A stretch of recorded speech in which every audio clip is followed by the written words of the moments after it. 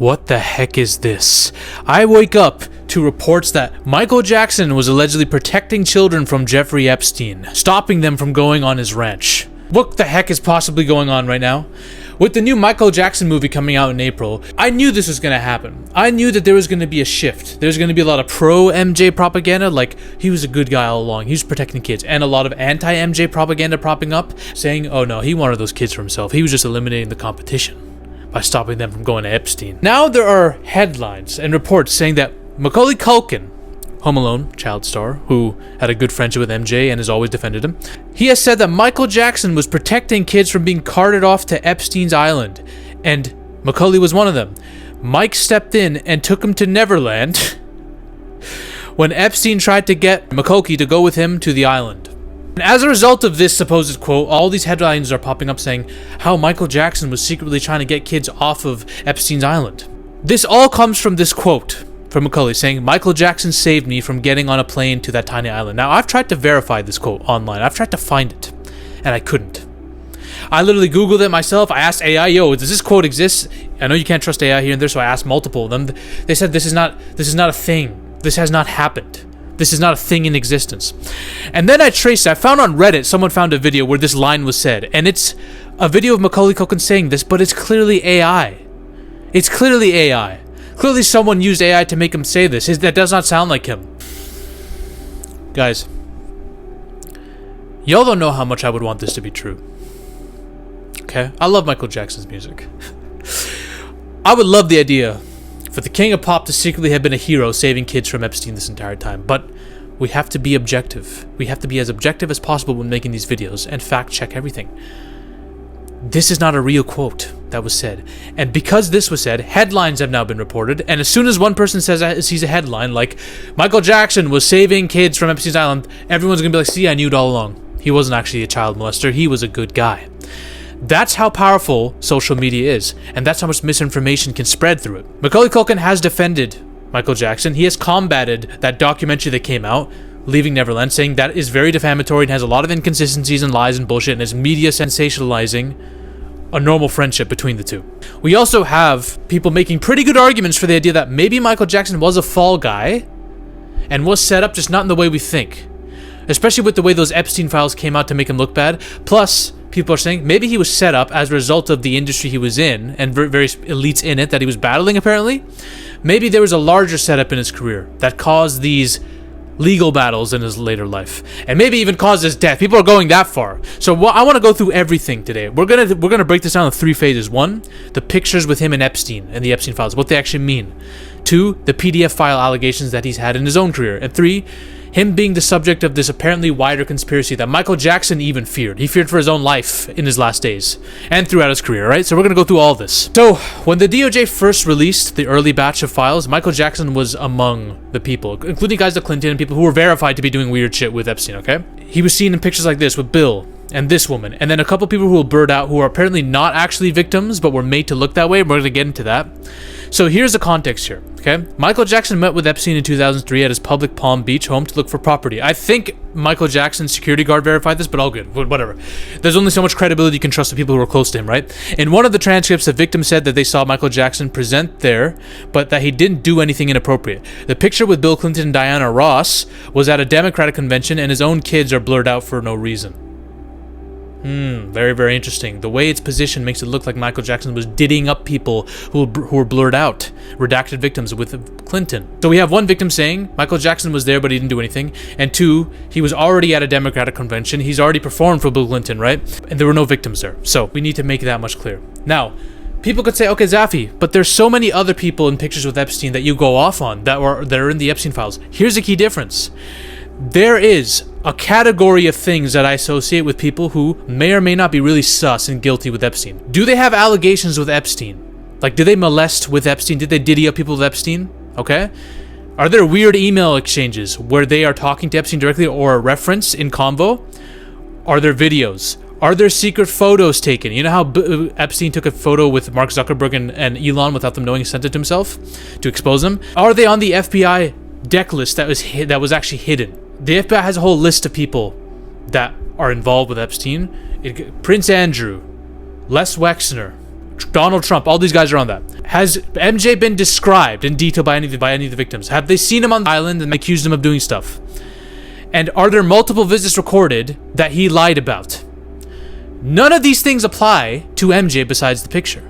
When it comes to guys like I talk about, like Prince Andrew, Les Wexner, Donald Trump, at least half of this applies to them. That's the difference here. I don't want to make it sound like I'm defending MJ as a whole, but in terms of the Epstein stuff, I have to come in and defend him because it's very clear what the DOJ was doing with that. If you're smart and you have half a brain cell, you know what was happening. And I'm going to get to that. Now we get to the PDF file allegations. The kids, I think 4 kids in total have come out and accused them. Maybe 5. It could be more. I could be wrong about that. So what are my thoughts on this? Well, let me just talk to you in general about MJ. Obviously, I don't know the person. I love his music, and I'm not ashamed to say it. I love Michael Jackson's music. I will argue to death with anybody who claims that his music was bad. I love Michael Jackson's music, and I ain't afraid to admit it. However, I will say, he used to scare the shit out of me as a kid with that facial surgery, okay? He looked kind of scary. Anyone knows that Michael Jackson looked like a scary dude. And the idea of anyone leaving their kids alone with that guy is very weird to me. Granted, I know that before he looked like that, kids were hanging out with him, but still. Any parent who's allowing their kid to go to a ranch with someone who looks like that and has that voice, I'm sorry, you're a fucking idiot. Now, in terms of the allegations, I have several friends who never believed that he was a PDF file. For me, I just didn't know enough. I didn't know. I was like, he couldn't be. Is it believable? Yes, I could definitely see him doing something like that. I would not be surprised at all. I know a lot of MJ fans might be mad at me for saying that, but if you're saying Michael Jackson was diddying up kids, and you look at the optics of him taking kids to a ranch and sleeping in beds with them, I'm going to say, yeah, I could see him diddying them up. That's a very, very likely possibility. We need to get to the exact allegations. I do believe in the doctrine of innocent until proven guilty. Any type of sexual abuse allegation, especially when it comes to children, needs to be taken seriously at all costs. It needs to be investigated. I'm not saying they're guilty right away, but I'm saying it needs to be investigated because the risk of you being wrong and a kid having been molested and the person getting away with it and potentially being able to do it again, that's far too great a risk. And you could say, okay, well, the risk of the victims lying and someone like MJ being fraudulently put in prison is bad too. Yes, oftentimes when it comes to celebrity of the status and money, they're able to get away with it though. They're able to cover it up with money a lot. And they're able to stop the investigation before it starts. That's part of the reason why, when it comes to child abuse allegations against powerful people, you need to look into it. I think it always warrants an investigation, okay? The optics are terrible for MJ. You took him to this ranch, this Neverland ranch in the middle of nowhere, and you slept with them in beds. That's not something that's appropriate. And yes, MJ was abused as a kid. He had issues. He had a lack of childhood, so he wanted to make up for it with other kids. To me, none of that excuses this. That's inexcusable. And I know part of the fault is on the parents too, because a lot of parents for clout wanted their kids to chill with Michael Jackson, had no problem with him sleeping with them in the beds. A lot of them were like, oh, MJ, cool, can you check over my film script? And, oh, can we take a picture? Oh, but a lot of parents are fucking idiots back then, okay? This whole scenario was fucked up and weird. Let's get to the actual lawsuits and the trial. There were 2 people here. Jordan Chandler, that accused Michael Jackson, okay? Jackson settled with him for $23 million, stating he did so to prevent the lawsuit from interfering with his career. A lot of people see settling as automatically an admission of guilt. That's not necessarily true, but it does look bad. Jason Francia, who I believe actually provides the best testimony out of the kids in terms of what's reliable and believable. But anyways, an out-of-court settlement was reached with the family for over $2 million. So this is another thing. The fact that it was out of court, and again it's another settlement, makes Michael Jackson look bad. But Michael Jackson was acquitted because there was not enough evidence. All the prosecution's evidence lacked sufficient credibility to prove guilt beyond a reasonable doubt. The credibility of the mother, the prosecution's weak evidence. We got Macaulay Culkin and Wade Robinson. Macaulay Culkin has always defended MJ. Wade Robinson changed his story later in 2013. It was part of that new documentary that came out, I think in 2019. They both testified at the time in Jackson's defense, stating that they had slept in his bed, but they were never molested. It was like a sleepover. It was a friendly thing. It was a sweet thing, not anything sexual. There are timeline inconsistencies as well, because the prosecution alleged that the molestation occurred after the airing of the Martin Bashir documentary, when Jackson was under intense global scrutiny, which the jury found highly improbable. Why would he do this when he was under all the scrutiny? All the cameras were on him. He had the most pressure ever. Now, again, this doesn't necessarily mean he didn't do anything, because we've seen that freaking addicts, when it comes to drugs or sex, when they have all that pressure on them, they tend to spiral and lean into their vices. But because of the high amount of exposure that was on MJ, why would he do it at that time, you know? They're just timeline inconsistencies. And then we have these two. I'm going to be completely honest with you, and there's nothing defamatory in this video, okay, at all from me. But these two seemed a bit sus to me. From the stuff they were saying in the documentaries and all that, a lot of stuff just doesn't add up. And again, it's possible victims can get stuff wrong, but let's get into it. So first of all, Wade Robinson already provided testimony defending MJ. Fine. Victims can change their mind. Some victims are brainwashed. We understand that. He testified under oath that Michael Jackson never molested him and that he had slept in Jackson's bed without anything inappropriate happening. Robinson changed his account years after, claiming that he realized it was abuse. He didn't realize it at the time, and he only did it after Jackson died, and after failing to secure a position on a Cirque du Soleil show based on Jackson's music. This is where the money-grabbing criticisms come from. Like, y'all are just doing this as a money grab, okay? And there is financial motivation here. Critics argue that accusers were motivated by money. Both Robinson and Safechuck, the other guy accusing MJ, filed lawsuits against Jackson's estate for hundreds of millions of dollars after his death, which were dismissed multiple times because they were filed past the statute of limitations. There's also things that just don't make sense, that are contradictory.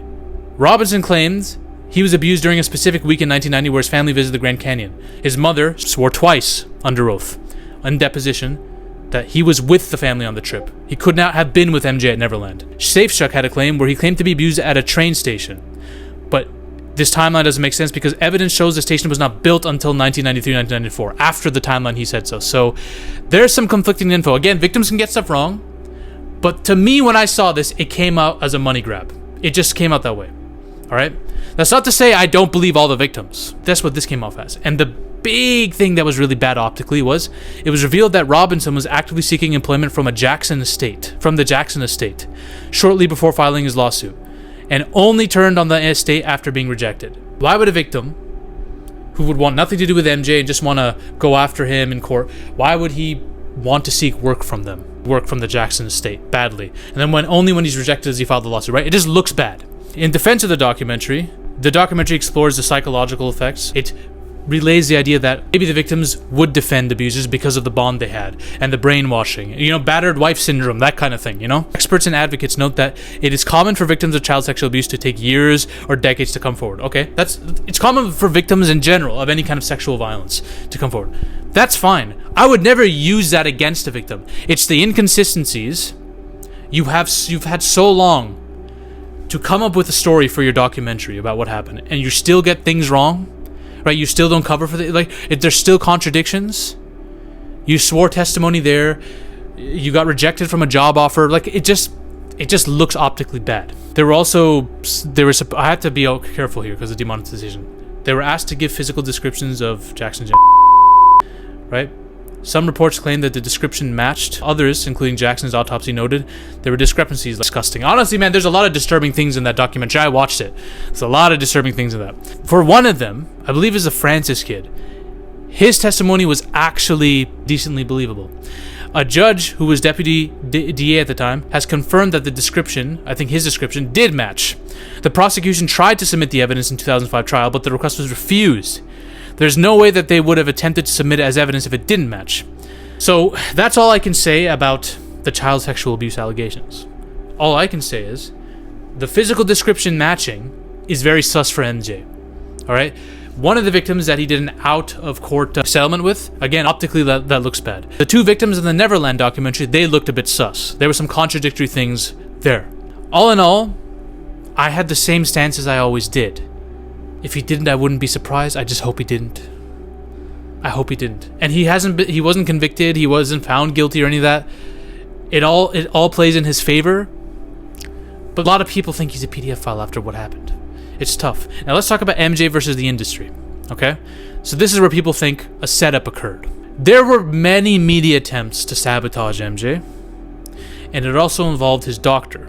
Michael Jackson's doctor, Conrad Murray, secretly recorded Michael, and this is true. There's audio of this, while he was heavily drugged, and he was hoping to extract a confession that could be used as blackmail. I don't know about the blackmail part, but it's clear that he was trying to get MJ to cop to something while under the influence. But he didn't get what he wanted, because MJ didn't cop to anything. He was just talking about how much he loved kids. I'm pretty sure he talked about opening a hospital for them. Nothing sexual was admitted to here. Now, again, you can't use this as evidence of anything, and even if he did record this, it wouldn't have been admissible in court, I'm pretty sure, but still. The fact that his doctor was trying to do this means you were actively trying to sabotage MJ to get something out of it, and we know that the doctor wanted to profit off of MJ's name. Michael Jackson's family, I think the family state sued this doctor, and this doctor also did malpractice, which kind of led to MJ's death. So there is that. You have the music industry conspiracy.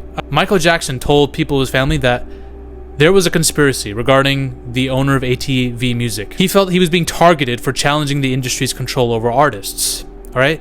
Now, Michael Jackson, in terms of 2 songs, has battled it out with producers. Okay. In his 1995 song, "They Don't Care About Us," he addressed the elite power structures. He claimed the government and industry power brokers wanted to destroy him, that the media was used to spread lies against him. This is just MJ's claims.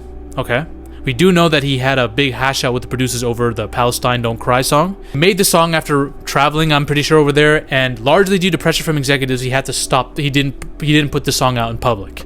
Sony, I think, deemed the lyrics too controversial or problematic, even though MJ was just writing it as a solidarity with Palestine type of thing, not attacking anyone. We know why the producers wouldn't want a song like this out there. We know. He wrote a letter about the pressure that he was facing, about how he was scared for his life. He said, "They will kill him. They will kill me if I don't sing in London." He felt a lot of pressure and paranoia. According to CNN, he was seen talking to himself in his final days. I don't know about any of that. He had a lot of debt because he was a very lavish spender. We all know that. $500 million in fucking debt. And the concerts that he was on were a necessity for survival. His family believes that he was straight up killed. He was murdered. And they do think that AEG hired Dr. Conrad to negligently destroy MJ and kill him. That's a thing. And that doctor was convicted for manslaughter.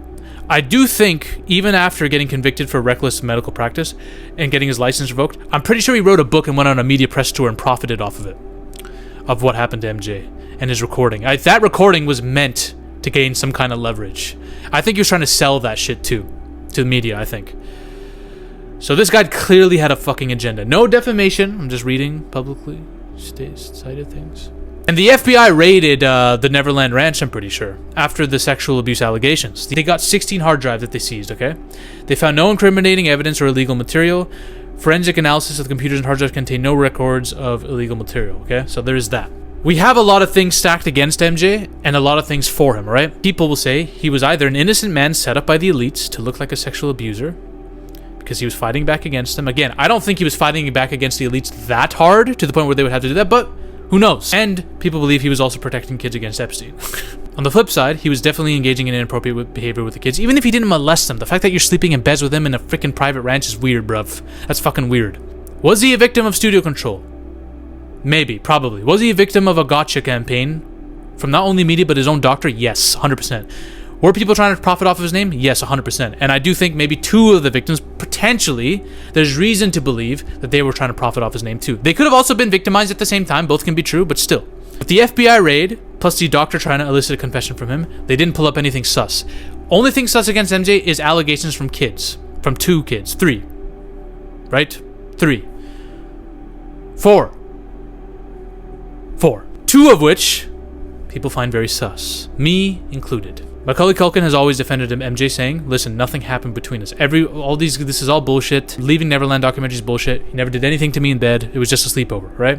There's one kid whose testimony doesn't have a lot of coverage. Jason said when he was 10, he and Jackson were lying together on couch. Basically, MJ was starting to tickle him, and then he reached to touch his. The issue with this stuff is, the fans who defend MJ, their defenses become really stupid at some points.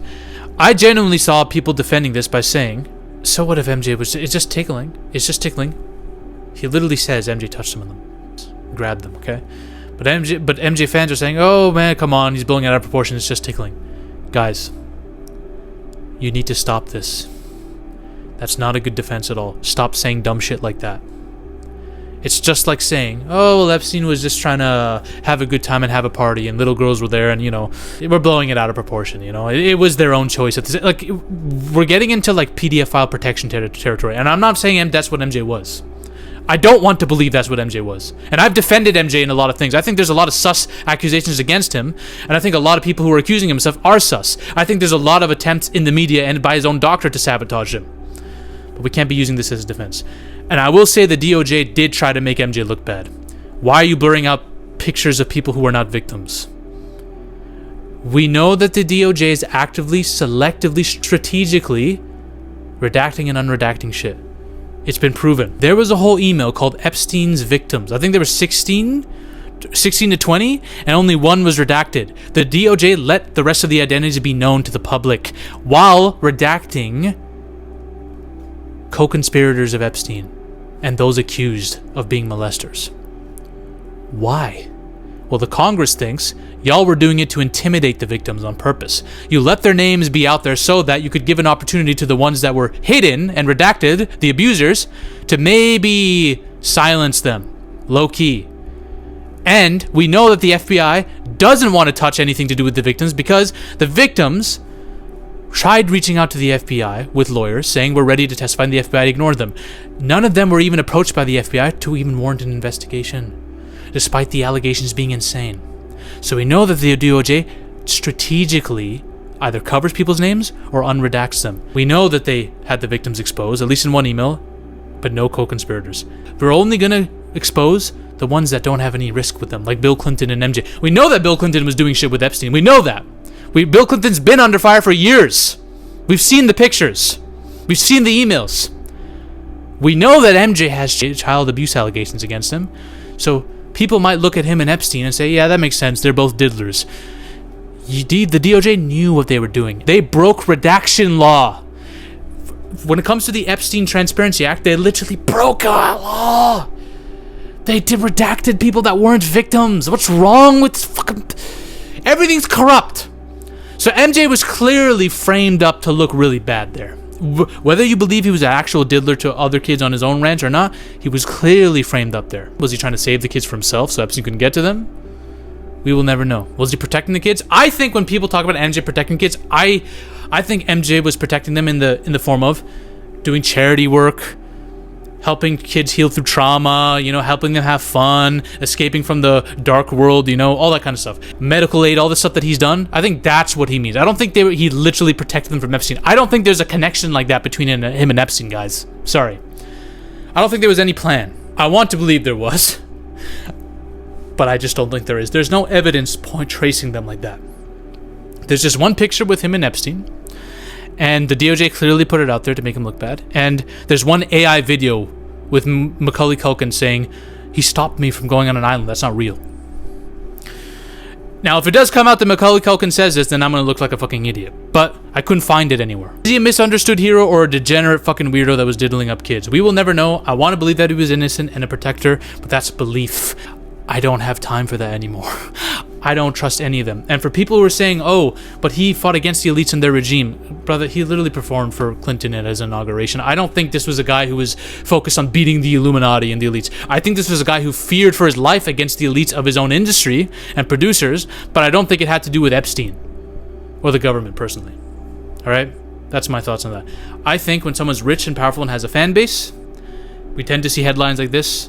People make AI videos and trick people, and then the fans who want to believe MJ is innocent will believe he's innocent. That's just the case. Objectively speaking, I am a defender of MJ in regards to the sus allegations against him and his music. Love his music. And the way the DOJ framed them up. That was fucked up and stupid, and that's bad. And his doctor is a pathetic man, too, for doing what he did.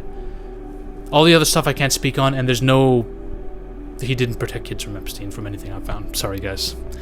Gotta be objective. But I hope it's the truth. I hope he did. But maybe he didn't. Bye. Ladies and gentlemen, we are on a mission to take over Hollywood. But the army must keep growing.